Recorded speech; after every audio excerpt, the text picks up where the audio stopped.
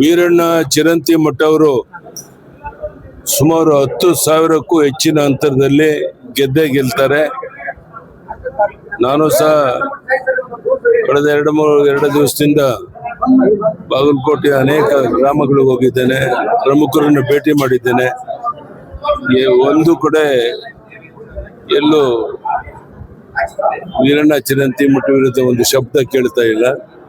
ಎಲ್ಲರೂ ಸಹ ಈ ಬಾರಿ ಒಟ್ಟಾಗಿ ಒಂದಾಗಿ ವೀರಣ್ಣ ಚಿರಂತಿಮಠನ ಗೆಲ್ಲಿಸ್ತೇವೆ ಅನ್ನೋ ಭರವಸೆಯನ್ನು ಕೊಡ್ತಾ ಇದ್ದಾರೆ. ಆ ಆಧಾರದ ಮೇಲೆ ನಾನು ಹೇಳ್ತಾ ಇದ್ದೇನೆ, ಬಾಗಲಕೋಟೆಯಲ್ಲಿ 10,000ಕ್ಕೆ ಹೆಚ್ಚಿನ ಅಂತರ ಗೆಲ್ತೇವೆ. ನೀವು ಆಶ್ಚರ್ಯ ಪಡ್ಬೋದು, ದಾವಣಗೆರೆಯಲ್ಲೂ ಸಹ ಈ ಬಾರಿ ಚುನಾವಣೆಯಲ್ಲಿ ಗೆಲ್ತೇವೆ.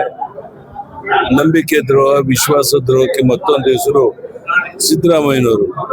ಹೀಗಾಗಿ ಅವರ ಜನಾಂಗದ ಅಭ್ಯರ್ಥಿನಿ ನಿಲ್ಲಿಸಿ ಇಲ್ಲಿ 4 ಬಾರಿ ಇಲ್ಲಿ ಬಂದು ಪ್ರಯತ್ನ ಮಾಡ್ತಾ ಇದ್ದಾರೆ. ಆದ್ರೆ ಆ ಪ್ರಯತ್ನಕ್ಕೆ ಯಶಸ್ಸು ಸಿಗೋದಿಲ್ಲ. 100ಕ್ಕೆ 100 ನಮ್ಮ ಅಭ್ಯರ್ಥಿ ಇಲ್ಲಿ ಗೆದ್ದೇ ಸರ್. ಸತತ 3ನೇ ಬಾರಿಗೆ ಬರ್ತಾ ಇದ್ದಾರೆ ಸರ್ ಪ್ರಚಾರಕ್ಕೆ ಸಿದ್ದರಾಮಯ್ಯ. ಅರ್ಥ ಅವ್ರಿಗೆ ಸೋಲು ನಿಶ್ಚಿತ ಅಂತ ಗೊತ್ತಾಗಿದೆ. ಅದಕ್ಕೆ ಮತ್ತೆ ಬರ್ತಾ ಇದೆ. ಧನ್ಯವಾದ, ನಮಸ್ಕಾರ.